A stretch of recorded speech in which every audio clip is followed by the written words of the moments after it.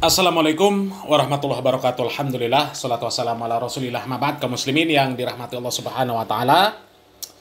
Ada video dan kami yakin video ini video yang sangat ditunggu-tunggu oleh banyak orang.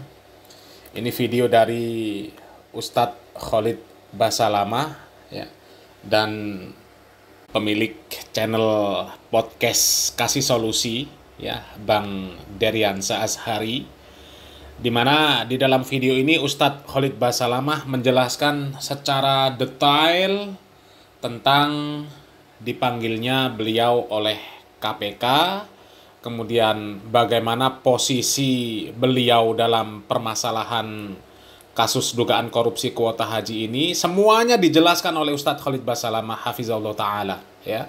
Dan kemudian dari video ini, ya, ini cukup jelas Ustadz Khalid Basalamah menceritakan bahwa dirinya ini ya 100% korban, ya, korban dari travel muhibah dari Pak Ibnu Mas'ud dari Pekanbaru ya. Sebelumnya Ustadz Khalid Basalamah ternyata nggak kenal sama sekali dengan yang namanya Ibnu Mas'ud ini, pemilik travel muhibah ini. Ya, tapi setelah mendekati waktu pelaksanaan ibadah haji ya, ketika Ustadz Khalid Basalamah dan para jamaahnya sebenarnya sudah siap untuk berangkat, ternyata datanglah Ibnu Mas'ud ini menawarkan kuota haji plus dengan fasilitas yang sangat luar biasa ya. Dan kemudian Ustadz Khalid Basalamah pun sudah menanyakan kuota ini secara detail ya. Dan berdasarkan penjelasan dari Ibnu Mas'ud ini, ternyata itu ya kuota resmi dari pemerintah, bisa berangkat langsung ya.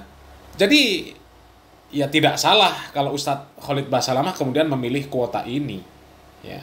Jadi benar-benar korban ya. Dan insya Allah ya 100% kalau kami melihat video penjelasan dari Ustadz Khalid Basalamah ini, 100% Ustadz Khalid Basalamah ini nggak akan jadi tersangka ya, karena murni pure beliau korban ya, seperti itu. Dan tanpa panjang lebar kita simak videonya ya, mudah-mudahan bermanfaat. Barakallahu fikum. Wassalamualaikum warahmatullahi wabarakatuh. Assalamualaikum warahmatullahi wabarakatuh, Ustaz. Waalaikumsalam warahmatullahi wabarakatuh. Ya langsung aja lah kita to the point, karena memang publik juga udah tahu dan penasaran sebetulnya. Dan alhamdulillah mudah-mudahan ini menjadi eksklusif, karena saya meminta beliau juga untuk hadir di sini. Bilang juga, Ustadz, kalau bisa mungkin di kita ini clear semuanya, jawab memang apa yang sedang beredar terkait pemanggilan seorang Ustadz Khalid Basalamah itu yang dilakukan oleh KPK. Yang kemarin sempat ramai mengenai kuota haji, ya harusnya mungkin gratis, dibagikan ke jamaah yang udah menunggu-nunggu sekian tahun, tapi nyatanya malah ditransaksikan gitu kan, dalam tanda kutip jual beli. Nah ini beritanya kan, Khalid Basalamah diperiksa KPK hampir 8 jam di kasus kuota haji. Kami korban. Nah ini menarik. Di sini ada kata-kata korban. Nanti mungkin juga Ustadz juga bisa statement. Keluar kata korban ini sebenarnya di sisi yang mananya Ustadz menjadi korban.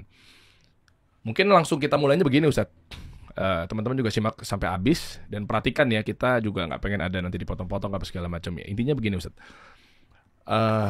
Dengan dipanggil Ustadz ke KPK, artinya kok langsung set gitu loh, langsung menghadap gitu.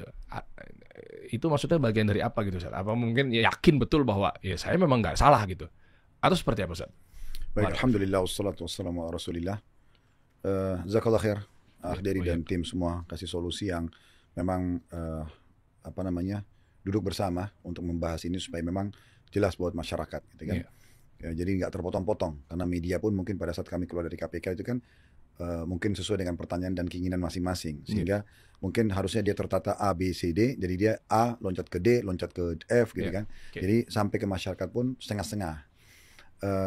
Yang pertama tentunya saya sebagai seorang dai, ya, posisi sebagai dai dan paham benar teori agama, menjalankan surah An-Nisa, ayyuhalladzina amanu atiiullaha wa atiiur rasul wa ulil amri minkum.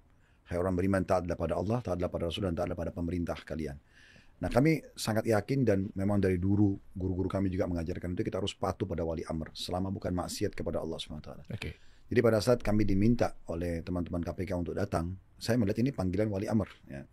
Sehingga itu kewajiban bagi saya secara agama dan juga sebagai warga negara. Nah, kita harus menunjukkan sebagai warga negara yang baik saya pun mungkin dijadikan tanda kutip panutan oleh sebagian kaum muslim, saya tidak katakan semuanya, yang saya harus contohkan pada mereka. Nah, bentuk ketaatan itu seperti inilah. Nah, jadi kami jawab, alhamdulillah kita datang. Terlepas daripada memang kadang-kadang ada framing-framing di masyarakat, di media ya, yang tersebar di masyarakat. Jadi kesannya langsung mungkin orang paham saya ini terlibat dalam korupsinya gitu kan. Nah, padahal sebenarnya kita dipanggil sebagai saksi. Jadi ada 2 kali surat KPK semuanya dipanggil sebagai saksi. Iya sih, rompinya pun juga bukan pakai rompi KPK gitu ya. Bolak-balik pakai baju bebas pada umumnya gitu. Oke, lanjut. Jadi memang lebih kepada arah kita taat pada wali amar, perintah agama, dan juga sebagai warga negara yang baik kita patuh. Nah, tinggal memang sekaligus karena antum tanya ini, kita perlu luruskan ada liputan 6 dan beberapa media itu pada saat Selasa yang lalu sebelum tanggal 9 mundur 1 pekan, itu kebetulan memang ada undangan KPK lagi, cuman saya betul-betul memang sudah ada jadwal, karena jadwal taklim kami ini setiap hari. Oh, maaf dipotong Ustadz, soalnya di berita Ustadz Khalid bahasa lama mangkir. Nah itu, jadi kita perlu luruskan masalah mangkir, ini bukan masalah mangkir. Saya pun tahunya bahwasanya kita kalau ada halangan kita bisa menyampaikan kepada KPK, dan kami sudah sampaikan, kalau kami nggak bisa, kami minta ditunda ke Selasa depan. Nah, di saat kami tidak hadir itu tiba-tiba sudah nyebar di media kalau kami mangkir. Sebenarnya sama sekali tidak ada mangkir. Ya, kami buktikan alhamdulillah pekan depannya yang kami janji akan datang, kami datang tanggal 9 itu. Jadi tidak ada mangkir alhamdulillah, dan kita tetap patuh dan datang. Dan saya alhamdulillah hadapi semua itu dengan anggap ini adalah sebuah ketaatan kepada Allah gitu.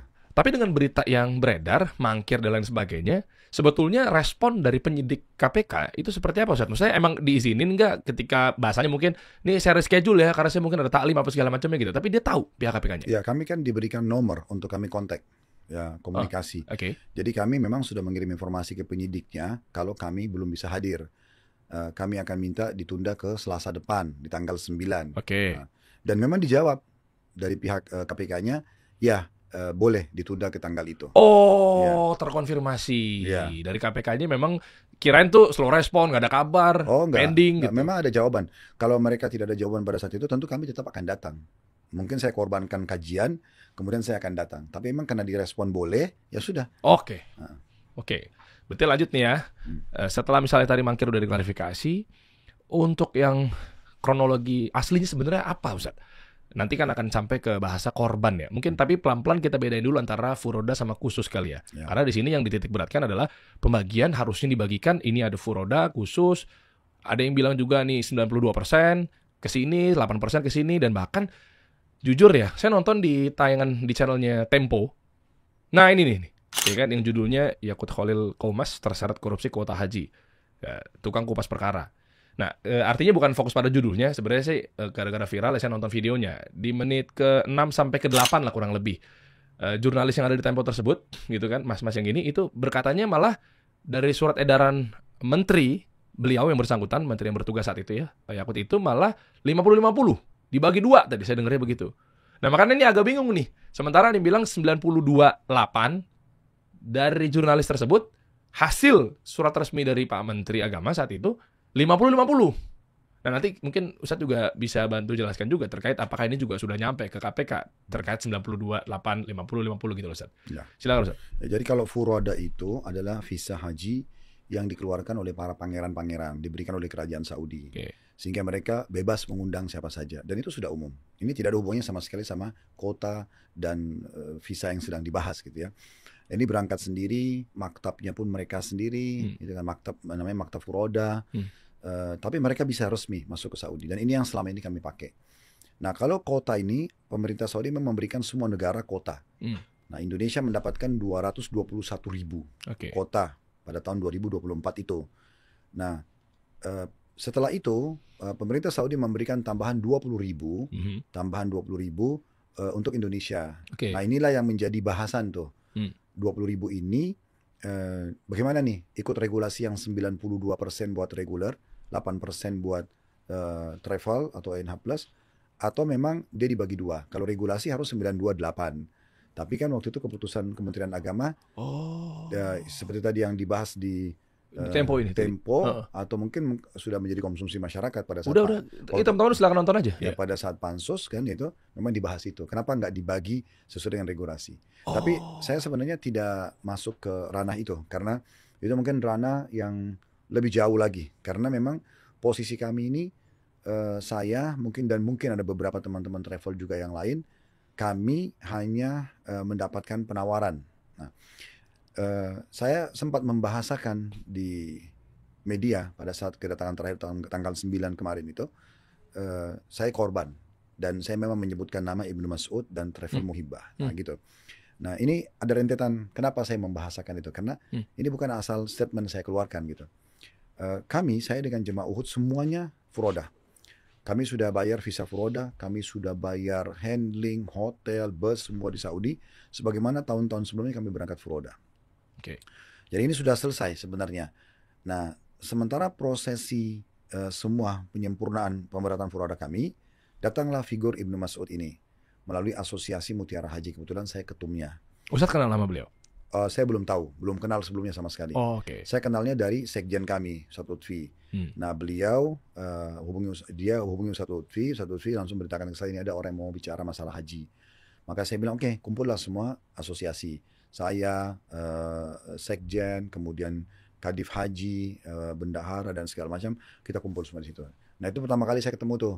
Terus dia ceritalah kalau dia Travel Muhibah, dia PIHK, dia ini gabung di Ampuri, gitu kan. Kalau tidak salah dia ketua divisi haji umrohnya pada saat itu. Nah, terus kemudian dia menyebutkan beberapa nama-nama ustadz yang kami kenal, dan dia langsung to the point menawarkan tentang adanya visa tambahan yang 20.000 dari pemerintah Saudi yang bisa dipakai. Nah gitu. Ini kota bisa dipakai, langsung berangkat. Nah, gitu. Oke, ini resmi nggak? Kami tanya, resmi. Nah, bahasa dia begitu. Oke, kalau resmi, sekarang kalau kita head to head sama furoda, visa kami, visa furoda juga resmi dan akan berangkat. Oke. Cuma ini juga mau berangkat, berarti sebenarnya ini balance, belum ada nilai plus yang bisa membuat saya pindah aja deh, gitu kan? Iya. Nah, kemudian tiba-tiba saja dia membahasakan juga kalau kota itu bisa mendapatkan maktab VIP. Ditawarkanlah di selembaran kertas itu maktab VIP zona A, zona B. Nah, maktab VIP ini memang yang menarik buat kami. Karena maktab furoda itu jauh. Sehingga ini bisa menjadi nilai plus selama visa itu resmi, kemudian tidak melanggar peraturan ya. Kami pahami itu berarti legal. Terus kemudian dapat maktab VIP. Oke, ini maktab VIP menarik nih, karena dekat sekali sama Jamarat. Maktab VIP itu biasanya di sana dikenal dengan zona biru. Waktu itu zona biru. Dia datangkanlah gambar, ya seperti ini. Oh ini gambarnya, yang VIP yang dekat Jamarat itu berarti yang atas ya Ustaz ya? Betul, jadi ini semua yang biru ini sebenarnya zona biru, dianggap zona VIP. Cuman yang bagian atas ini zona buat Asia Tenggara. Jadi Indonesia, Malaysia, Brunei gitu-gitu. Yang di sebelah sini, seingat saya ini buat Eropa. Ya. Bawah? Ya. Intinya yang biru semua zona VIP. Nah ini yang bisa masuk adalah kota. Kalau furoda nggak bisa masuk ke sini. Makanya karena di bagian atas ini adalah Jamarat, sangat dekat dengan Jamarat, maka kita tertarik. Waktu itu ada maktab 111 sampai 115. Itu berarti haji khusus ya? Haji khusus. Yang dimaksud dengan kota teman-teman ya. Jadi furoda nggak mungkin di situ? Nggak bisa. Oke. Nggak bisa. Nah, ini akhirnya menarik nih. Oh, kita bisa masuk sini nih. Selain visanya resmi, kita juga bisa dapat maktab VIP. Oke. Nah, berjalan waktu tentu ada penjelasan tentang masalah visa itu dibayar 4.500. Dan waktu itu kami karena Uhud Tour pun izin PIHK kami, izin haji itu keluar akhir 2023. Sementara ini kan kejadian haji 2024. Jadi kami sudah dapat jatah untuk kota, tapi memang harus antri. Biasanya itu 6-7 tahun ke depan. Nah ini 6-7 tahun ke depan ini dia kita berarti belum bisa berangkat di tahun itu. Tapi karena ini dibahasakan ini adalah percepatan, ini adalah resmi, bisa dipakai. Oke, kalau gitu tidak ada masalah. Nah, karena kami memang PIHK-nya baru keluar 2023, dia tawarkan tuh pakai PIHK kami, PT Muhibah dari Pekanbaru. Oke, pakai PT-nya dia. Makanya saya sama jemaah semuanya terdaftar sebagai jemaahnya Muhibah. Nah, gitu. Kita terdaftar semua jemaah. Jadi kita diminta bayar visa 4.500. Kita terdaftar sebagai jemaahnya dia, kita juga dijanjikan maktab VIP yang kami bayar. Jadi kami ada pembayaran visa, kami ada pembayaran maktab. Waktu itu kami diarahkan maktabnya ke Asosiasi Ampuri. Kami bayarlah semua itu. Dan ini betul-betul kami nggak tahu nih tentang praktek lapangnya seperti apa. Karena kita travel Uhud pun yang Allah amanahkan di kami itu, kita belum pernah urus kota sebelumnya. Jadi kita betul tidak tahu tentang masalah kota ini dibayar atau tidak dan segala macam itu. Makanya waktu penyidik KPK menanyakan saya, Ustaz tahu nggak kalau visa ini gratis? Saya bilang saya nggak tahu. Oh. Ya, kenapa Ustaz? Kenapa saya nggak tahu? Saya bilang, Bapak kalau tanya saya, karena selama ini umroh visanya bayar, furoda bayar, dan memang kami nggak tahu kalau visa kuota ini gratis. Saya baru tahu ini, karena bagi saya tadinya semuanya ini berbayar. Ibnu Mas'ud juga nggak ngasih tahu bahwa ini gratis atau bayar? Dia minta bayar. Oh, ya. Dia kan yang minta bayar, makanya keluar angka 4.500 gitu. Jadi kami bayar itu. Jadi sampai prosesi pembayaran visa, maktab udah selesai semuanya, gitu kan? Dan akhirnya ditanya, Ustadz mau maktab yang mana nih? Karena ada zona A, zona B, zona C. Jadi kayak gambar ini tentang yang paling atas itu yang ada kayak building, ada King Fahad Road itu. Ini adalah Jamarat. Ini eskalator Jamarat. Jadi maktab yang paling dekat ini, maktab 111. Nah, di sini ada 111, 112, 113, terus aja sampai 115. Nah, ini terus 115 itu paling belakang. Nah, di sini atas ini ya ini ada 2 115 ini sama yang kecil itu, yang kecil di segitiga ini ya. Ya betul, itu dikenal dengan islandnya, kayak pulaunya gitu. Nah ini semua maktab Asia Tenggara. Nah seperti itulah. Jadi kami makanya waktu ditanya, Ustadz mau maktab yang mana, saya bilang saya mau maktab yang paling eksklusif. Waktu itu ada 112, tapi karena maktab-maktab ini dipegang oleh perusahaan swasta yang menang tender di Saudi. Jadi setiap maktab itu biasa memberikan servis berbeda dan mereka bersaing. Yang paling terkenal 112. Tapi waktu itu bahasanya sudah dibook oleh Malaysia. Sehingga kami pindah ke maktab 111. Memang lebih dekat dengan Jamarat, tapi servisnya sedikit lebih kurang dari 112. Oke lah, kita bayar. Sudah deal nih. Kurang lebih mungkin 2 pekan sebelum berangkat, tiba-tiba saja dari pihak Ampuri memberitakan ke staf kami kalau kita pindah dari 111 ke 115. Ya. Jadi kami bingung nih kenapa dipindah dan apa? Ya ini sudah keputusan. Jadi kesannya harus menerima sepihak gitu. Dan akan dikasih kompensasi dipindahin ke maktab 115. Kami udah tekankan itu ke Ibnu Mas'ud ini. Ini kan dari awal janjinya 111. Kenapa pindah? Nah, kita juga sudah bicara sama waktu itu Pak Firman selaku ketua Ampuri. Kami tanya juga, ya bahasanya ngarahnya adalah ya ini keputusan. Jadi kita harus lihat siapa orang yang lebih dahulu membayar atau apa, nah itu baru bisa dapat. Tapi kan ini tadinya tidak ada bahasa ini. Kesimpulan terakhir adalah terpaksa kita pindah dari 111 ke 115. Mereka bilang ada kompensasi, saya lupa antara 1.000 sampai 1.800 real per orang.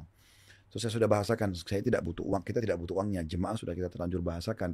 Waktu kita mengambil visa ini, kita akan tetap di maktab 111 eksklusif gitu kan. Nah terpaksa kita bahasakan ke jamaah, kemudian kita kembalikan kompensasi ke jamaah sebelum memang Ampuri mengembalikan dana kepada kami. Karena memang waktu kami konfirmasi ke Ampuri, berulang kali kami kontak untuk menyelesaikan itu setelah selesai haji pun terlalu bertele-tele gitu. Ya, akhirnya kesimpulan terakhir, Uhud ini masih punya tunggakan bayaran. Jadi ada selisih yang harus dibayar. Akhirnya bukan kembali kompensasi kami, tapi malah harus kami nombok. Oke lah, kami selesaikan pada saat itu. Tapi kondisi visa yang kami dikasih dan harus bayar ini, kami tidak tahu kalau itu adalah ilegal misalnya, atau pemakaian kota yang harusnya tidak dipakai. Karena ini dijamin resmi, yang kami pun terdaftar di travel dia yang punya PIHK. Gitu kan.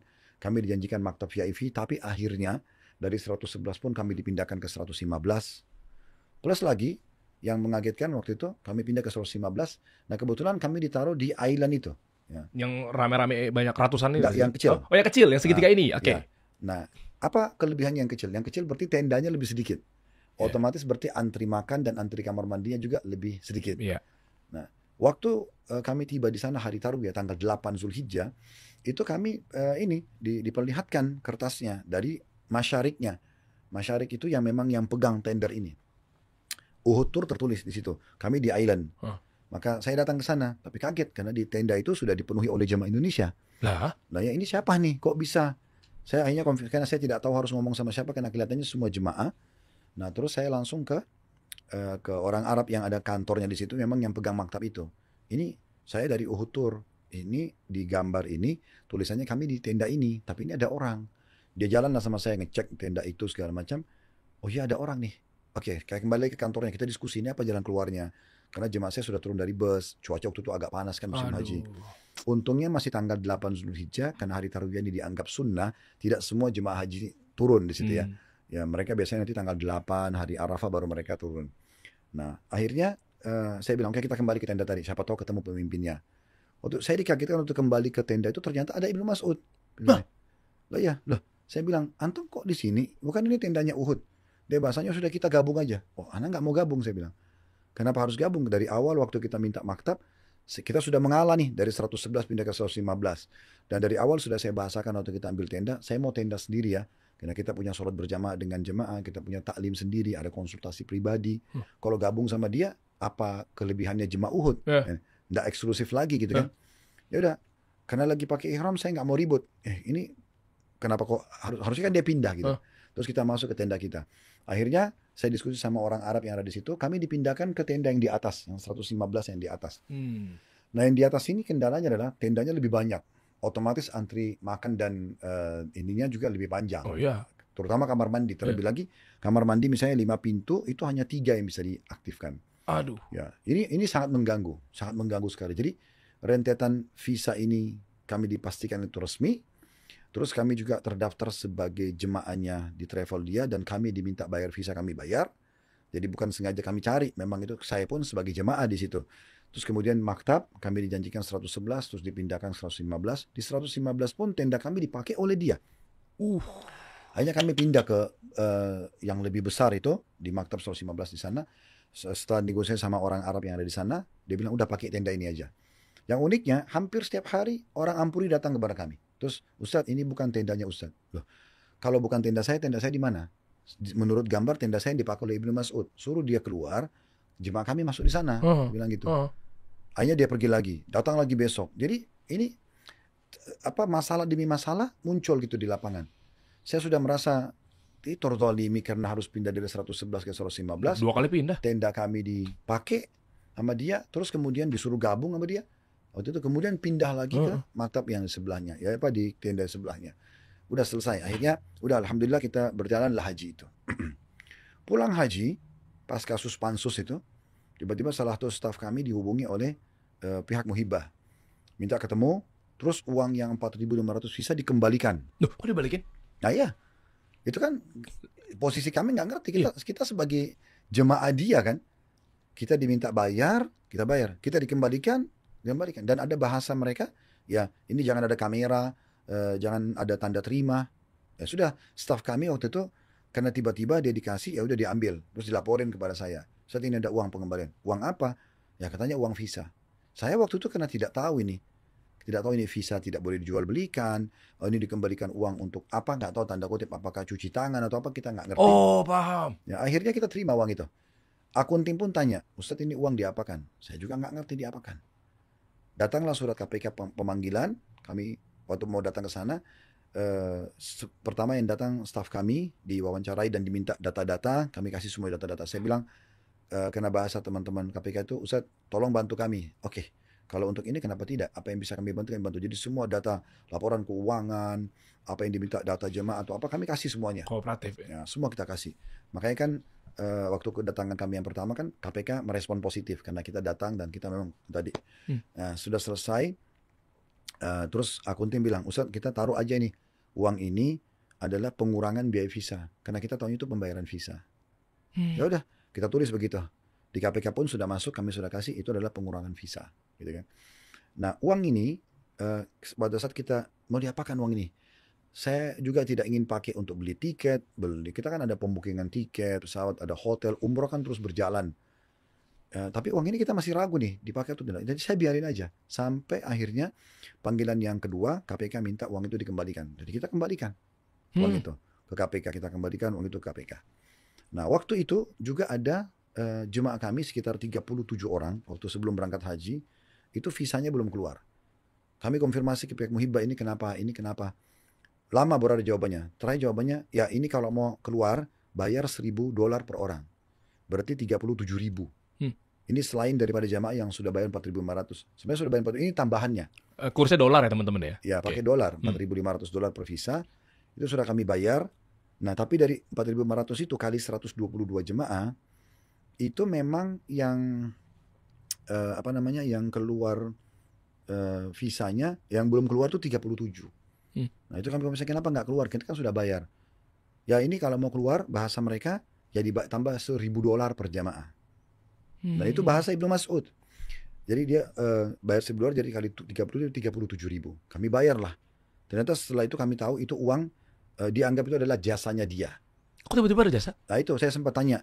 Waktu pertama dia datang untuk nawarkan visa, dia bilang kami mau bantu untuk memudahkan segala macam. Terus saya bilang, kenapa tiba-tiba antum minta jasa? Dia bilang, antum ini nggak kayak orang nggak ngerti. Lah? Ya, antum sudah dibantu begini begitu bahasanya, sambil marah-marah. Loh, antum ustaz masa antum nggak paham? Terus bentar, justru karena saya ustaz saya harus paham. Saya tahu ini halal haramnya di mana nih, gitu. Udah dia marah-marah pokoknya, sampai dia waktu itu mengancam tidak mau melanjutkan proses visanya Uhud. Jemaah visa kami, pokoknya jemaah Uhud sudah tidak boleh diurus gitu kan. Loh, kecuali mungkin kalau kita bayar itu, ya udah kita bayar, karena kita nggak mungkin mundur.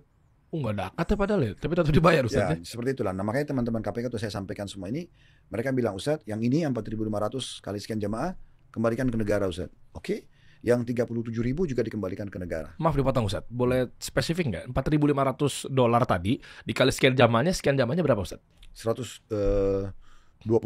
Itu semuanya dikembalikan ke negara? Tapi 122 itu dipotong 6 orang petugas. Karena ada petugas. Oh, free of charge? Ya, petugas. Jadi yang kita bayar 118. Nah, waktu mereka mengembalikan uang ke kami, itu yang dikembalikan 115. Jadi bukan 118 pengembaliannya. Ini biar clear. Berarti masih ada 3 jemaah, 4.500 kali 3 yang belum kembali kepada kami. Itu sudah kami sampaikan semua ke KPK, gitu kan. Alhamdulillah kami waktu store uang 4.500 kali jumlah jemaah kami sudah punya tanda bukti. Ditandatangani pakai materai. Waktu kami juga store uang 37.000, kami juga punya bukti.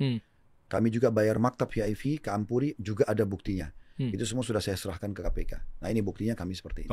Nah jadi lanjut, seperti itu. Nah waktu mereka kembalikan uang dan akhirnya KPK menanyakan tentang visa ini. Pertanyaan penyidik itu, Ustaz tahu nggak kalau visa ini gratis? Saya bilang saya nggak tahu. Setahu saya bayar, karena umroh selama ini bayar, furoda bayar. Ustaz itu gratis loh Ustaz. Loh berarti yang dia minta uang 4.500 itu nggak boleh dong, kan gitu. Oke. Jadi, makanya dia balikin. Makanya dibalikin. Nah inilah rentetan sejarah panjang. Kenapa saya ambil satu kesimpulan untuk ditanya sama media. Saya korban. Dan saya menyebut nama Ibnu Mas'ud karena memang orang ini yang datang. Travel dia Muhibah, travel ini yang dipakai nama-nama kami di situ. Jadi saya bukan mengarang-arang gitu. Ya. Kalau memang ada statement dari mereka nggak menipu, itu urusan mereka. Tapi kami membahasakan apa adanya dan kami punya datanya. Gitu. Nah. Oh, Masya Allah, barakallahu fikum. Jadi artinya begitu, ini coba saya rangkum sedikit ya untuk masalah yang kuota ini dulu nih, sebelum kita lanjut ke pembahasan yang berikutnya. Datanglah jatah 20.000 untuk jamaah Indonesia. Yang tadi udah kita tahu ya, harusnya 92%, 8%. Nah, tapi ternyata dari surat putusan dari Menteri Agama saat itu, yang dibahas di jurnalis Tempo adalah, kok tiba-tiba jadi 50-50. Nah, saya nggak mau bahas itunya sih sebenarnya, tapi yang penting adalah, itu resmi, karena memang ya perdagangannya jelas, transaksinya memang ada resmi yang diberikan atau mungkin dikabarkan informasinya lewat Kementerian Agama. Setelah itu Ustadz nggak tahu, Ustadz beli karena penawarannya pun juga ini jual beli kan. Betul. Ya kan, ya visa ya kita juga sedikit paham ya mengenai furoda itu ya, memang ada jual beli di situ.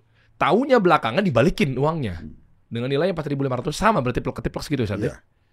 Nah ini saya kurang paham nih, mungkin karena orang-orang hukum yang tahu nih, apakah ini biar menghilangkan jejak atau seperti apa, saya kurang paham di situ. Ya terlepas daripada mereka hilangkan jejak atau tidak, saya cuma coba menjelaskan realitanya seperti ini. Ya, kenapa statement kami keluar di media, kami korban, kenapa ada nama Ibnu Mas'ud, kenapa ada nama Muhibah? Ya karena ini sejarahnya. Kami tadinya furoda, terus kemudian kami beralih karena ada penawaran dari mereka. Ini visa resmi, ini kuota tambahan. Bahkan seingat saya itu tidak ada bahasa, ini tidak ada hubungannya sama regulasi yang 928, karena ini kuota tambahan. Dan kami juga ditawarin maktab VIP, kami bayar semuanya. Karena mereka minta bayar dan kami tidak tahu kalau itu tidak berbayar. Seperti itu. Makanya waktu KPK pun undang kami datang, KPK pun meminta uang itu dikembalikan, kami kembalikan, kami sudah ikutin semua prosedur. Nah seperti itu. Nah ini menarik Ustaz. Dari mulai mungkin ada bayaran apa segala macamnya. Ini lu deh, furoda tiba-tiba haji khusus.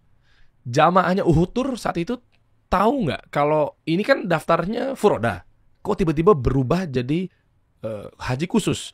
Nah, soalnya ada beberapa video juga yang sempat naik ya.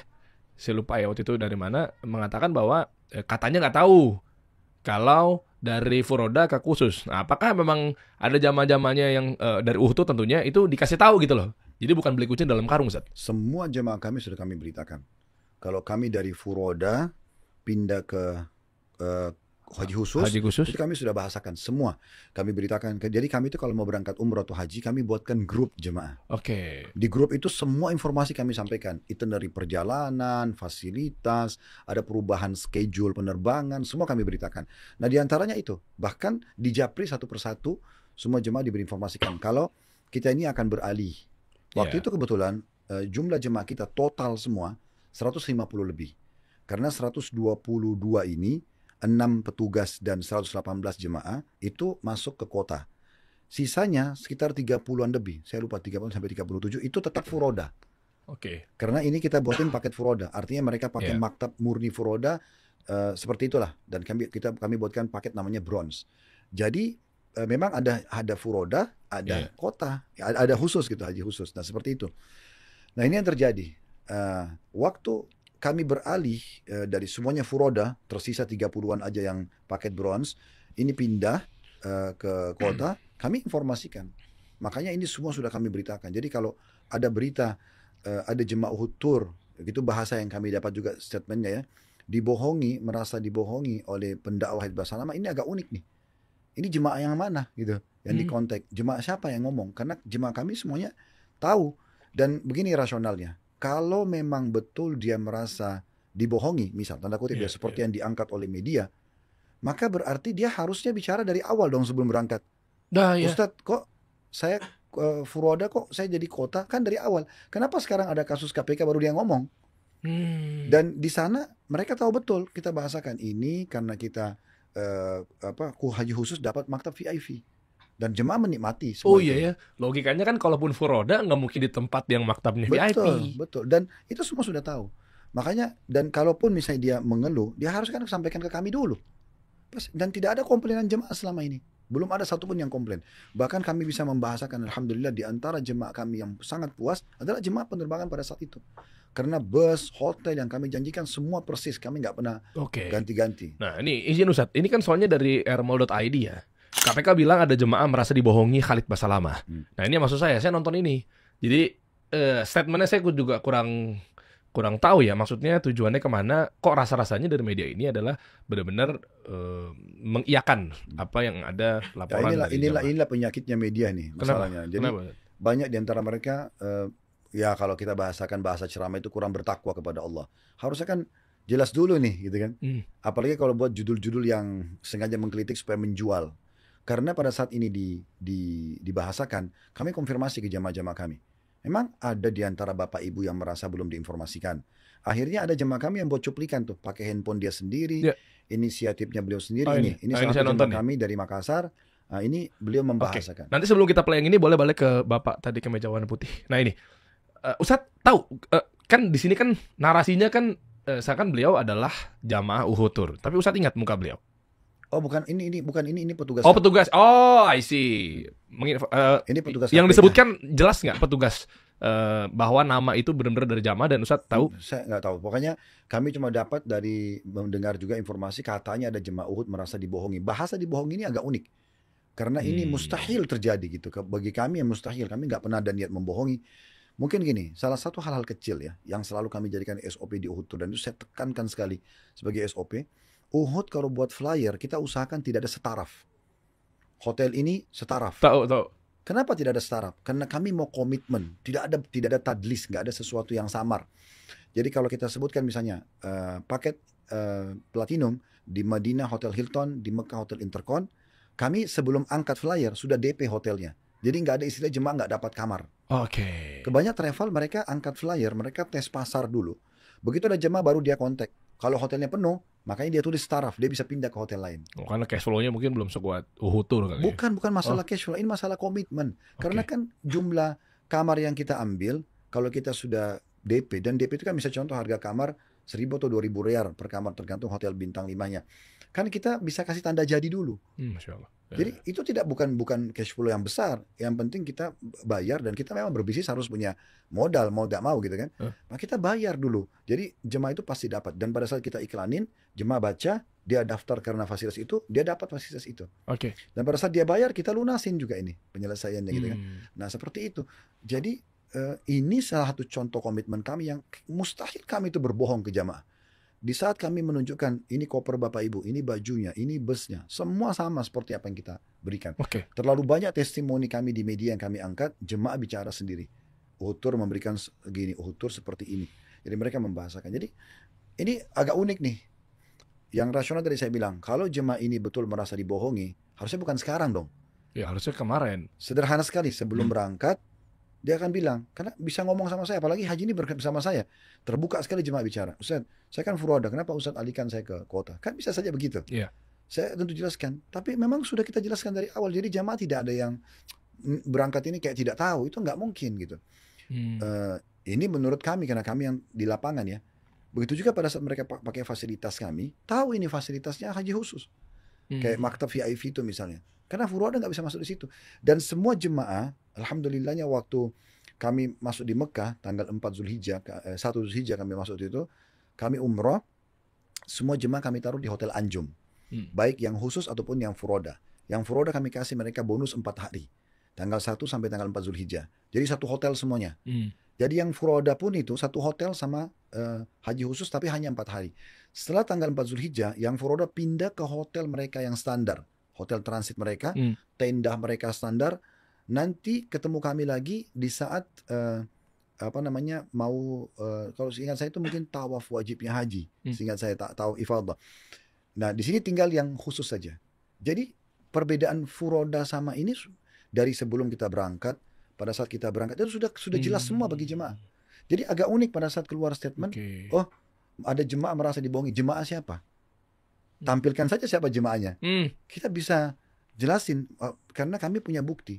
Makanya tadi jemaah kami yang dari Makassar, Pak Rifa, jazakallah khair, beliau buat cuplikan, beliau mengatakan di video ini saya masih simpan buktinya.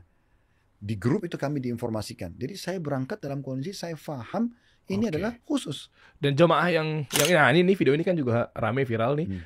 Beliau diarahkan oleh Ustadz untuk mengeluarkan testimoni seperti ini? Enggak. Apa kemauan pribadi? Enggak, saya tidak pernah bicara. Kalau saya pribadi. Tapi saya tiba-tiba dikasih lihat, oh ada jemaah itu ditulis. Video ini dibuat spontanitas. Wah, ini yang komen teman saya nih. Coba dilihat dia tuh apa dia tulis tuh. Ini Makulau Karina. Karina Makulau. Anak dari Raja Makassar, Raja Goa, Andi Jemaah Makulau. Nah, itu dari sana. Coba saya baca dulu teman saya dulu ya, karena saya salah fokus ke sini jadinya nih. Tetangga saya nih beda berapa rumah doang tuh, satu komplek. Saya baru tahu nih. Bismillah, saya juga jamaah Uhud, masya Allah nggak pernah ada kendala. Waktu tunggu pembagian kamar dapat paling akhir dan nggak menunggu. Pas masuk kamar dapat upgrade dan staf Uhud selalu minta maaf. Padahal menurutku ya nggak apa-apa, nggak kenapa-napa gitu. Total itu mereka handle jamaahnya. Dan ngelihat Ustadz Khalid ikut ngangkat kardus air mineral pun, masya Allah. Beliau yang punya loh, yang punya. Kok pakai ngangkut kardus air gitu kan? Bukan staff, bukan mutoif juga, tapi nggak bosi, nggak merasa bos gitu. Masya Allah liatnya. Ini real loh, ini Karina Makulau, ya benar. Anak dari Raja Goa ya? Ya, tetangga saya Pak Andi Maradang Jemaah Makulau. Ini mah begitu, wah, sehat-sehat selalu. Saya baru tahu nih, satu kompleks ya. Oke, lanjut. Assalamualaikum warahmatullahi wabarakatuh. Ana Rifa, salah satu jemaah Uhud yang berangkat haji khusus 2024. Di mana nih ada berita rilis dari KPK bahwa ada jemaah yang berangkat haji khusus tanpa sepengetahuan dia daftarnya pakai furoda, tentunya diberangkatkan memakai haji khusus.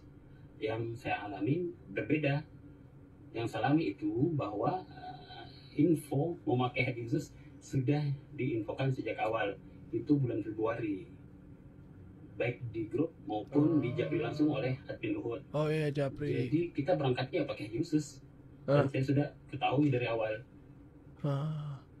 Sesampainya di Mekah, proses haji juga fasilitasnya sama, pakai maktab VIP. Di Medina pakai Hotel Hilton. Di Mekah selama proses haji itu di Hotel Anjum di Ring 1. Jadi sama sekali tidak ada Wah, perubahan. tadi Ustaz bilang Anjum ya. Yang saya alami ya seperti itu. Sudah info dari awal. Kalau mau buktinya, saya masih ada simpan jejak untuk WhatsApp di grup maupun di Japri. Semoga Allah selalu melindungi Ustaz, semoga yang fitnah Ustaz diberi hidayah. Assalamualaikum warahmatullahi wabarakatuh. Salam. Oh, oke. Ini beliau saksian langsung ya bahwa jamaah Uhud Ya. yang Dan kemarin berangkat ya. hampir jamaah rata-rata menghubungi kami bersedia kalau memang diminta kesaksiannya. Artinya memang kita sudah menginformasikan dari awal. Jadi sekali lagi sebenarnya sederhana. Kalau memang ada jemaah yang merasa dibohongi, kenapa sekarang dia ngomong? Dia ngomong dari awal aja, saya mau furoda aja, karena kita ada furoda sama ada khusus. Jadi kalaupun nggak pilih khusus yang untuk yang ikutan rombongan ini, dia bisa, ya silakan. Ya, dia bisa furoda. Dan selama di sana juga, yang tadi saya kasih gambaran, tanggal 1 sampai tanggal 4 Zulhijjah, kita gabungin tuh satu hotel. Furoda sama khusus, tapi memang furoda ini hanya 4 hari, sampai tanggal 4 Zulhijjah. Sementara yang ini sampai habis haji, karena mereka pakai hotel bintang 5. Oke. Jadi di situ sudah jelas mana furoda, mana, dan belum pernah ada yang komplain. Mereka mudah sekali datang. Oke. Ustadz, kok saya nggak ikut yang furoda itu misalnya? Ini nggak ada bahasa itu. Mereka oke-oke saja. Jadi bahasa dibohongin ini terlalu vulgar dan luar biasa gitu Oke. ya. Nah, udah nyampe KPK belum? Atau mungkin gini, hasil dari putusan KPK seperti apa, Ustadz? Dari kan semuanya pasti dijelaskan, kan di berita juga ngangkat 7,5 sampai 8 jam gitu. Ya, jadi sebenarnya bahasa juga 7-8 jam ini perlu difahami ya. Oke. Saya memang belum pernah masuk di KPK seperti kemarin, baru 2 kali ini. Saya melihat sebenarnya kan ada proses ya. Kita datang, ada registrasi, terus kemudian pada saat duduk mulai dibuka, kadang-kadang nanya kabar, habis itu baru mulai bertanya pertanyaan, dan kita ada break sholat, ada makan siang, habis duhur, lanjut lagi, habis asar break lagi sholat, terus ada istirahat sebentar, mungkin penyidiknya, habis itu baru kembali lagi. Jadi memang proses 7-8 jam itu bukan proses kita duduk nggak berdiri sama sekali. Jadi jangan sampai difahami negatif. Saya pun di dalam, pada saat lagi ditanya-tanya, setelah selesai, ada teman-teman penyidik yang bertanya, Ustaz mau tanya masalah hukum begini bagaimana? Jadi saya sambil jawab. sambil tanya jawab Ya, juga? saya sambil jawab pertanyaan agama. Itu yang terjadi. Jadi saya tidak merasa sama sekali saya di sana sebagai orang yang bersalah atau saya terkekang. Saya biasa aja. Saya pulang dari KPK pun, saya tetap isi taklim biasa. Makanya ada jemaah saya yang telepon semalam, Ustaz habis dipanggil KPK ini Ustaz masih isi taklim. Emang kenapa?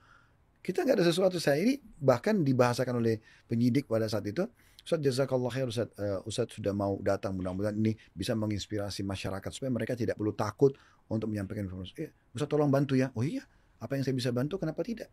Karena memang kami nggak pernah merasa bersalah kan. Kami merasa mungkin kehadiran di situ bisa membantu apa.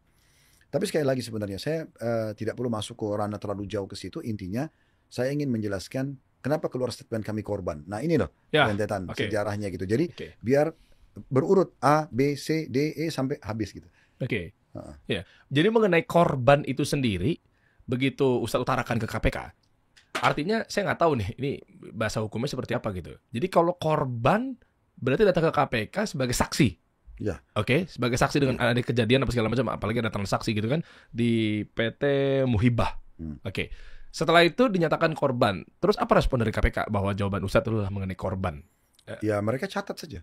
Oke. Mereka catat dan mereka catat semua. Jadi mereka tanya bagaimana pertama ketemu Ibnu Mas'ud, apa yang ditawarkan. Ya seperti itu saya paparkan semua apa adanya. Oke. Lalu totalnya ada berapa Ustadz travelnya? Kalau boleh tahu ini kan semacam kayak konsorsium ya. Jadi dari PT Muhibah berangkat total jamaah seluruhnya berapa Ustadz? Saya tidak tahu kalau mereka berapa. Tapi yang jelas saya sama jemaah Uhud karena sudah siap paspor, sudah siap semua. Karena ini kan sudah siap untuk furoda. Tinggal itu yang kami serahkan. Kami tahu cuma jemaah kami. Saya pun berharap sebenarnya yang saya bahas adalah lingkup jemaah saya saja. Ya, saya tidak mau tiba-tiba tampil di media mengatakan korban terus ingin mengkambing hitamkan orang, sama sekali tidak. Nggak, karena ini historinya. Betul.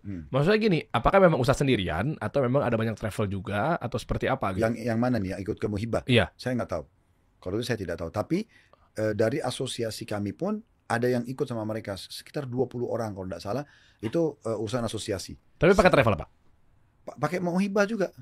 Oke. Jadi mereka ini menawarkan kita bergabung sama mereka karena mereka sudah PIHK sudah lama. Nah, gitu.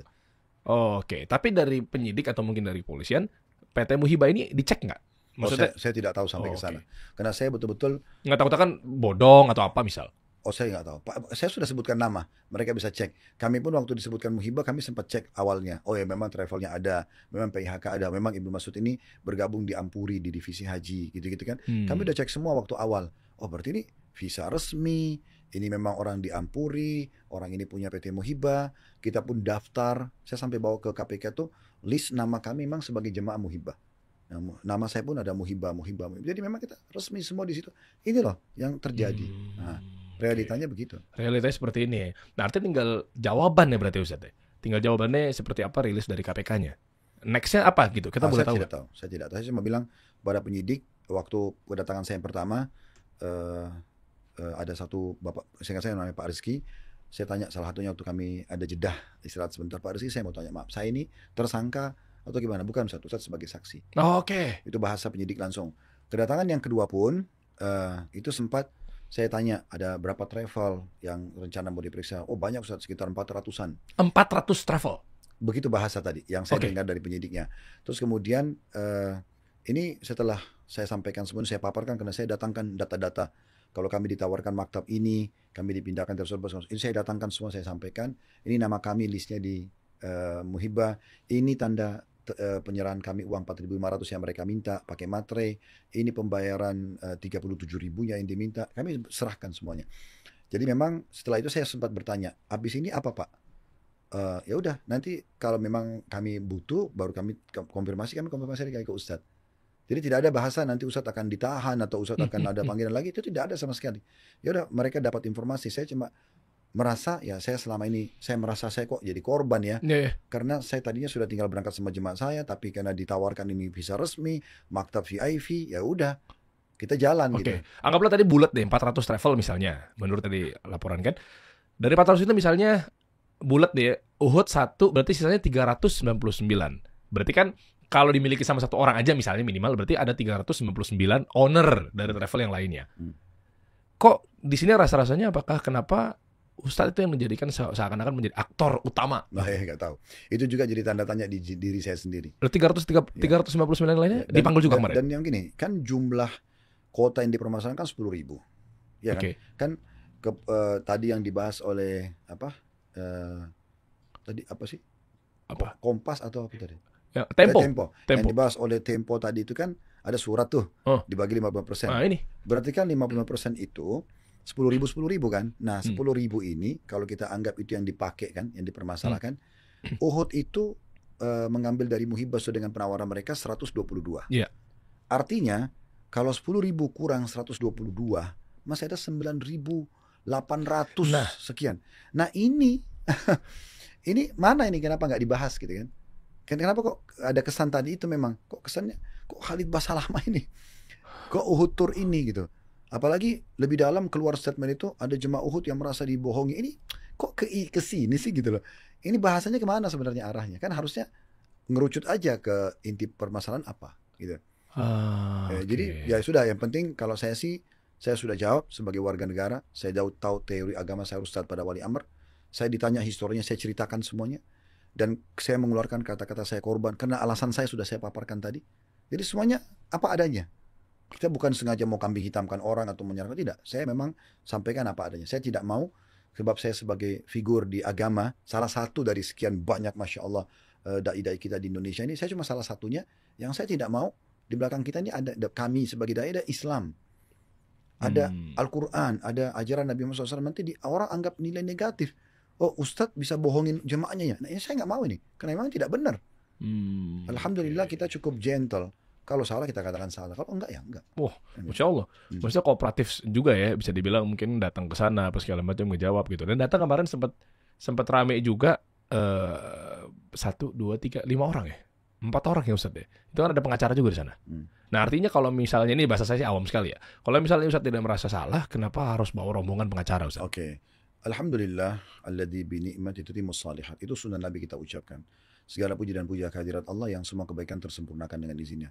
Saya tidak pernah berpikir pakai pengacara. Tapi jazahullah khair, Dr. Faisal selaku pengacara, beliau datang dan beliau menawarkan mau mendampingi kami ya. Maka saya mengatakan silahkan. Kalau emang mau menolong kami dalam masalah ini silahkan. Akhirnya beliau hadir bersama kami ke sana mendampingi supaya nanti jangan sampai juga ada mungkin ada bahasa-bahasa yang takutnya nanti dipelintir atau disalahgunakan, lalu saya tadinya tidak bersalah bisa jadi bersalah. Oke, sangat bagus, kenapa tidak gitu kan? Maka itulah sebabnya. Jadi bukan secara khusus gitu. Saya sengaja bayar pengacara dengan jumlah sekian, tidak ada sama sekali. Ini jazakallah khair, beliau dengan timnya datang ingin memberikan bantuan kepada kami. Kenapa saya nolak? Ya udah kami jalan sama-sama. Tapi memang harus 5 gitu, Ustaz.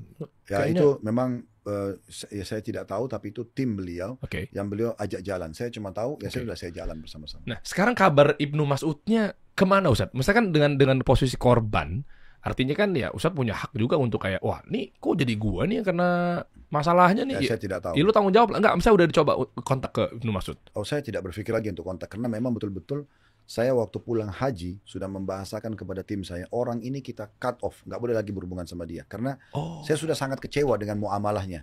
Bermula dari dia minta uang 37.000 itu dengan marah-marah, seakan-akan antum kok tidak mengerti, antum Ustadz harusnya gini-gini, itu sudah nggak nyaman gitu. Kemudian tenda kami di Mina dipakai, kami dipindahkan juga sebelumnya Maktab 111 ke 115. Setelah pindah pun di 115 tenda itu kami dipakai kan. Nah itu jadi masalah semua itu. Akhirnya terus ada pengembalian uang yang tidak jelas.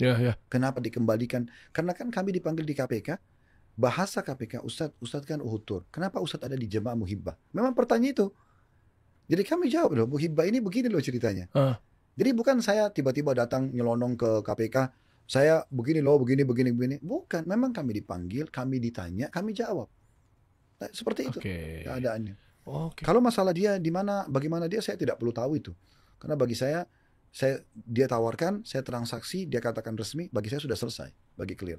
Yang sekarang berarti udah memutus, ya bisa dibilang dikatakan kecewa terhadap kerjasama sama Ibnu Mas'ud itu sudah sangat, kalau Arax itu sudah sangat kecewa karena dari muamalahnya gitu. Dan kenapa nggak coba upaya cari? Maksudnya kan di sini kan siapa tahu kan dia harus tanggung jawab gitu loh, Ustaz. Maksudnya cari tahu di mana letaknya atau kirim nomor beliau ke penyidik KPK. Saya rasa mungkin KPK sudah tahu. Iya. Jadi memang permasalahannya adalah setelah mereka mengembalikan uang 4.500 ke kami, tidak boleh ada dokumentasi, tidak boleh ada tanda terima. Ini sudah membuat saya makin udah ini betul-betul nggak boleh bermuamalah sama orang ini. Ini ada apa sebenarnya? Kalau dia benar, ya udah, ini tanda terimanya, uang kami kembalikannya. Kenapa harus dilarang ada potongan dan segala macam? Dan staf kami itu tidak tahu. Ya dia oke deh, apa boleh buat, nanti sudah terima uang baru dilaporkan kepada kami. Jadi saya tidak tahu tuh waktu uang mau dikembalikan, awal itu saya tidak tahu. Nanti setelah dikembalikan baru kami tahu, disampaikan, oh sudah ada uangnya. Ya juga ya, tapi kalau dipikir-pikir, kalaupun misalnya tanda kutip ya, Ustadz juga terlibat dalam lain sebagainya gitu kan, biasanya kan kalau korupsi, karena kan beritanya kan korupsi ya, KPK korupsi gitu. Itu kan biasanya langsung difoto, didokumentasi, dinaikin ke media bahwa ini adalah alat bukti misalnya. Ya kan, biasanya ada handphone, ada uang waktu itu dolar ya, Sat ya? Dolar. Dibalikin 4.500 dalam bentuk memang uang dolar kursnya. Itu kan juga difoto, langsung naik berita bahwa ini kami sita. Ini bukti apa namanya? Ya alat-alat buktinya, segala macamnya gitu ya. Tapi nyatanya nggak ada ya berita itu ya? Nggak ada. Kami diminta kembalikan, kami mengembalikan mulai proses pengembalian setelah pemanggilan yang kedua. Kami kembalikan. Proses pengembalian semua alhamdulillah sesuai dengan permintaan, karena apa yang diminta kami semua kasih, bukan cuma sekedar permintaan pengembalian uang yang Muhibbah kembalikan pada kami dengan tidak ada dokumentasi yang mereka minta dan segala macam, tapi memang data Uhud pun yang diminta KPK kami kasih, laporan keuangan kami apa manifest ya. Saya udah bilang sama staff kami, bantu teman-teman KPK apa yang mereka minta kasih, karena kita tidak merasa bersalah, kita nggak ada sesuatu yang kita sembunyikan kok, apa masalahnya gitu. Dan update dari pengacara ya, Dr. Faisal ya. Ini gimana respon dari ranah orang firma hukum gitu ya? Bisa dibilang apa tunggu dulu atau memang mungkin bahasanya gini kali ya. Oh, ini kayaknya sih sebenarnya aman gitu. Saya nggak tahu deh. Biasanya pengacara kan bisa ada tahu lah narasi-narasi bahwa ini mengarahnya ke mana, ke tersangka atau pidana atau misalnya kayak begitu gitu. Apa respon beliau? Kami cuman diskusi, kemudian apa yang beliau kasih masukan kepada kami sampaikan. Di antaranya pada saat memang kami diminta, Ustadz kalau ada media bertanya, Ustadz jawab aja, gitu loh. Karena tadinya kan saya berpikir sederhana. Waktu saya panggilan pertama kan memang tidak ada media yang ngajak ngomong kan gitu. Dan saya merasa, oh iya, kalau tidak ada media, alhamdulillah gitu. Saya malah tidak tampil. Tapi justru masukan dari beliau, kalau ada media, Ustadz jawab aja. Oh gitu? Ya karena nanti kalau tidak jadi bola liar. Nanti orang akan nerka-nerka. Apalagi kan muncul pertanyaan nanti, hadis bersalah apa hubungannya sama kota nih?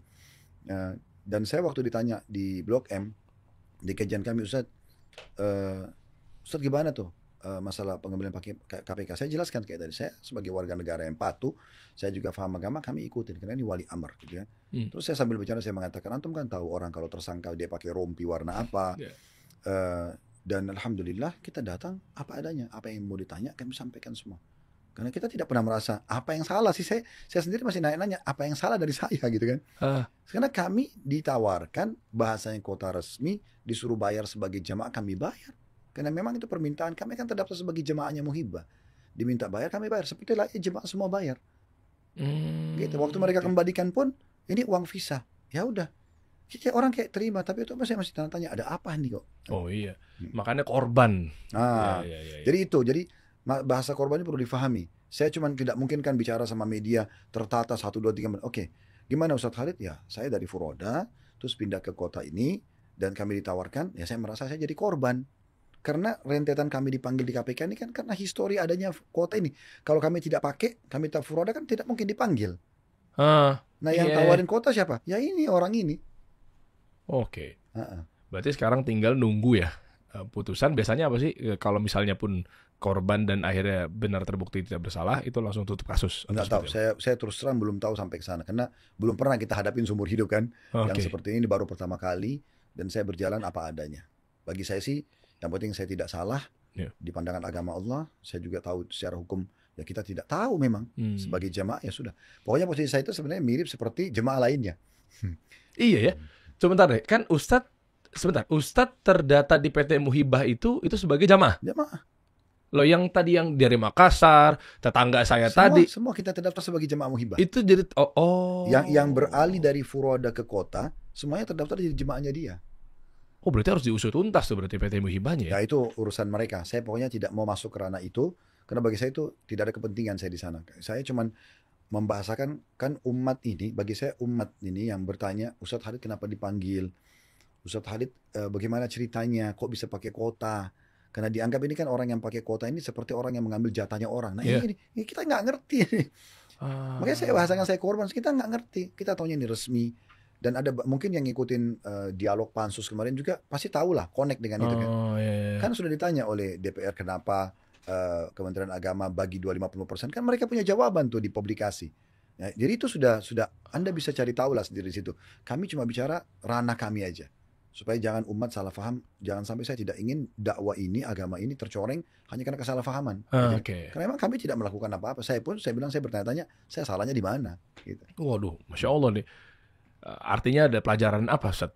Kalau mungkin sembari kita juga mengambil hikmahnya ya. Ini juga siapa tahu kan buat ya teman-teman semua pengusaha travel apa segala macamnya.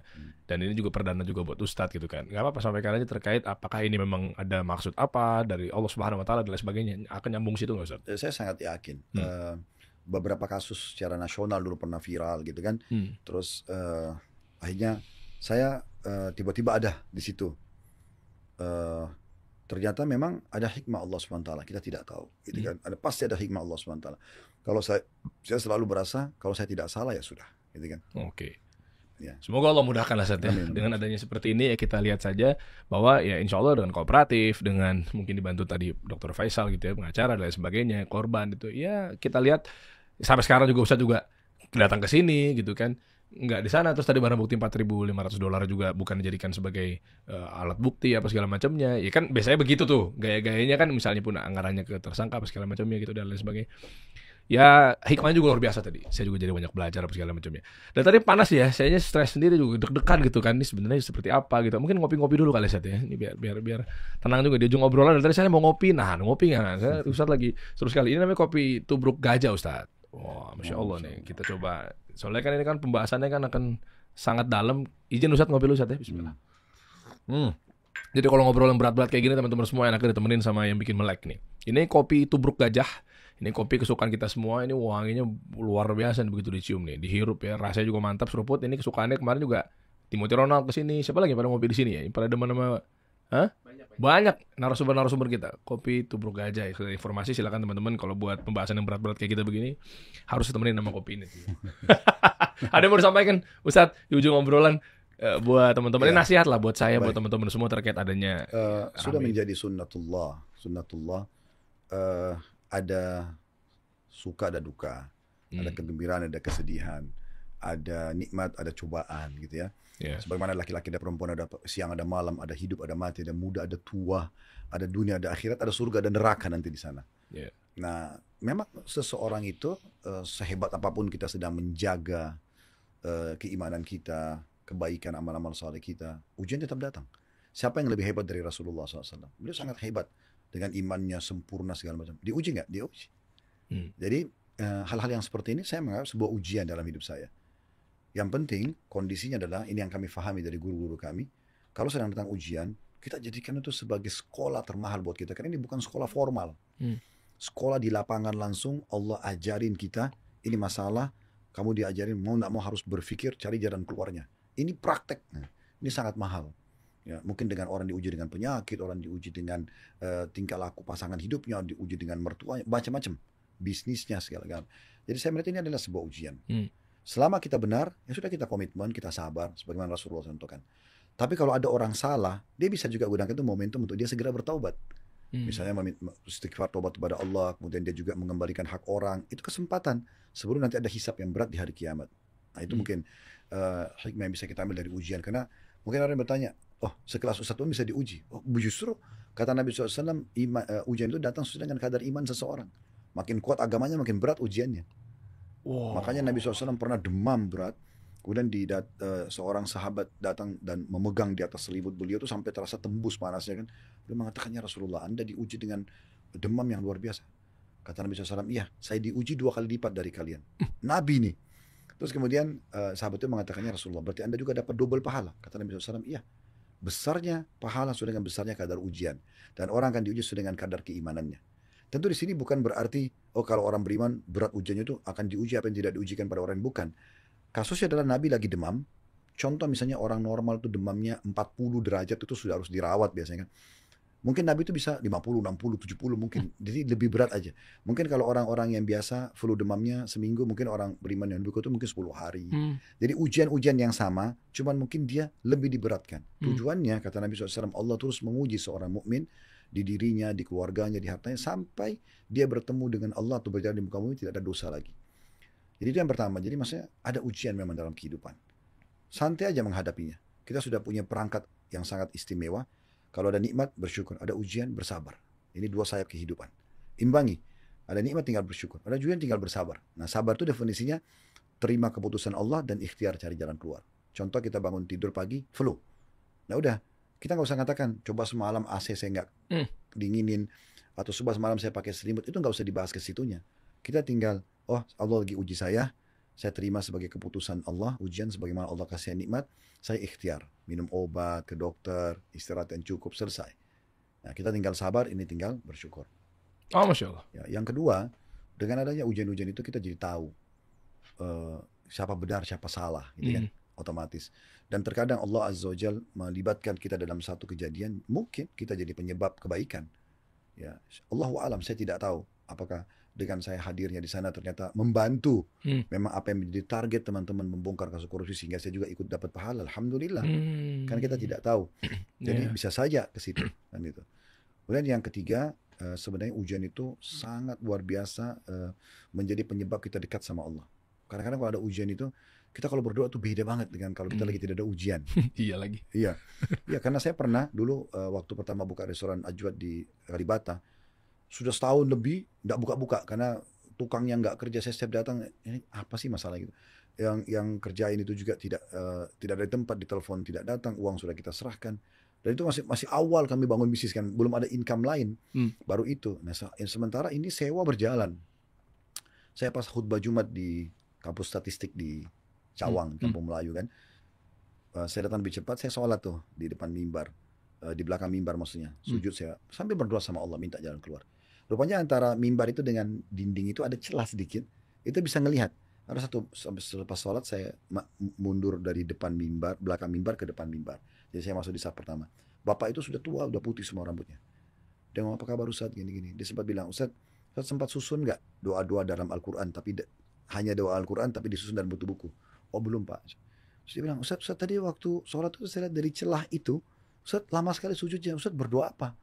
Oh saya lagi ada masalah Pak, tadi saya mohon sama Allah supaya jalan keluar. Dia sambil pegang rambutnya, dia bilang gini, Ustaz rambut saya sampai seputih ini, saya belum pernah merasakan sujud selama itu. Kok nikmat banget ya? Pesan itu kayak Allah sampaikan dari lisan beliau ke saya. Tuh, ujian itu mendatangkan kamu bisa nikmatin sujudmu loh. Belum tentu kita bisa. Ya, jadi ujian-ujian itu datang betul-betul membuat kita jadi lebih dekat sama Allah. Kita nangis, ya Allah tolong kasih jalan keluar. Itu tidak bisa kalau lagi tidak ada ujian. Fitrahnya manusia begitu memang. Nah seperti jadi terlalu banyak pelajaran yang bisa diambil. Tapi yang jelas ini sekolah, pengalaman di lapangan. Allah didik kita supaya kita bisa menghadapi permasalahan tersebut. Masya Allah. Jazakallah khair, barakallahu fikum. Saya dapat kesimpulannya, artinya dari klarifikasi, kronologinya dan lain sebagainya, A sampai Z juga tadi Ustadz sudah sampaikan secara clear. Kalau saya sih ngambil kesimpulannya korban. Justru di sini, karena beliau korban, saya mendukung KPK. Wah, sekarang saya mendukung teman-teman penyidik dan lain sebagainya yang ada di KPK usut tuntas. Karena beliau korban, ya udah kita lihat nih, mana nih yang menjadi biang kerok. Tadi berkali-kali kan kalau saya kan, ya kita teman-teman juga bisa ambil kesimpulannya. Arahnya ke sana. Ayo kita sama-sama, kita bantu. Mungkin ada yang teman-teman di sana juga yang mau bertanyakan ke pengacara beliau dan lain sebagainya. Kita pokoknya mendukung penuh bahwa karena justru beliau korban, jangan sampai ada korban-korban yang lainnya. Jangan sampai akhirnya nanti berjatuhan menjadi korban-korban yang lainnya. Nggak harus yang diceritakan tadi ya, masalah Ibnu Mas'ud atau mungkin PT Muhibah dan lain sebagainya. Atau mungkin jangan-jangan di sini akhirnya teman-teman KPK juga melihat bahwa oke, berarti dengan ada kasus yang seperti ini akan dibidik nih mana kira-kira nih oknum-oknum yang nanti akan berulah kembali kan, jadi udah tahu kan.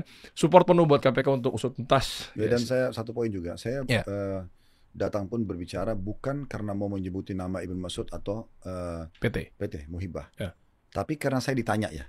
Ya, karena memang KPK bertanya kepada saya, Ustadz kenapa ada namanya di Muhibah? Itu pertanyaan. Berarti kalau gitu belum ada kata-kata bahwa dia divonis sebagai pelaku gitu. Ya, itu waktu awal itu begitu. Makanya kami jelaskan semua ceritanya. Jadi memang nama Muhibah ini disebut. Awalnya kan untuk selesai haji, kami berpikir ya sudah kami jemaah, ada kekecewaan ya sudahlah, udah selesai gitu kan. Udah. Jadi tapi waktu KPK panggil, nah ini ada apa nih gitu. Ya udah, kami harus bahasakan ini. Cuma belum ketahuan juga ya, kita nggak boleh juga vonis sana sini dan lain sebagainya. Kita serahkan saja sama ahlinya memang orang KPK seperti apa, dan nanti keputusannya yang menjadi mungkin koruptornya atau dalangnya atau otaknya itu kita serahkan saja. Ya kalau memang justru adanya korban ya jangan sampai ada korban-korban yang lainnya. Kita mendukung penuh buat KPK, ya Ustadz juga mendukung penuh juga. Kita cari siapa sih sebenarnya penyebab utamanya. Jazakallah khair, barakallahu fikum Ustadz. Insyaallah nanti kita update lagi. Saya punya hadiah buat Ustadz. Nah, kita kan juga pengen kecipratan kan amal jariahnya. Insyaallah kan Ustadz pasti lebih banyak ibadahnya dibanding saya. Kayaknya udah pasti juga ya. Jadi Ustadz bisa pakai dari mulai sunnah maupun wajib ibadah-ibadahnya. Nah insyaallah bisa menggunakan sarung yang super platinum ini, Ustaz. Dari sarung kecubung. Ini top nih. Masya Allah, ini hadiah nih buat Ustaz. Waalaikumsalam Ustaz. Allah barik fik. Silakan Ustaz. Tapi Afwan, jangan dikasih syarat untuk saya pakai sholat ya. Kenapa Ustaz? Ya karena kalau ada syarat berarti hanya bisa dipakai sholat. Jadi sebagai hadiah saja. Hadiah. Memang hadiah Ustaz. Ya, jadi bebas mau dipakai sholat, mau dihadiahkan ke orang lain, semua boleh. Karena kalau dikasih syarat ini Ustaz dipakai sholat ya, takutnya jadi syarat dan akad. Nggak ada Ustaz, ini hadiah Ustaz. Hadiah aja Ustaz, makanya kan nama Ustaz kan Khalid, depannya K. Ini kan makanya saya kasihnya kecubung K juga Ustaz. Nggak ada hubungannya. Pure hadiah dari saya dan juga sarung kecubung. Terima kasih Ustaz. Assalamualaikum warahmatullahi wabarakatuh.